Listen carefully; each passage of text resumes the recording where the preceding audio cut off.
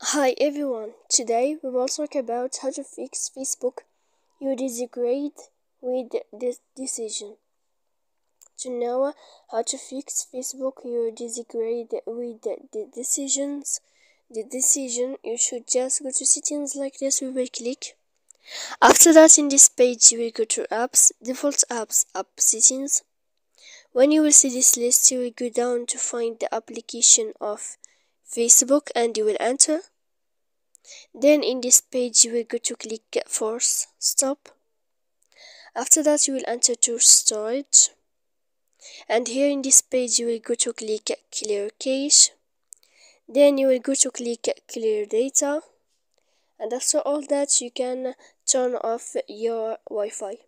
So please don't forget to support us by like and subscribe. See you next time in another video, and thank you for watching.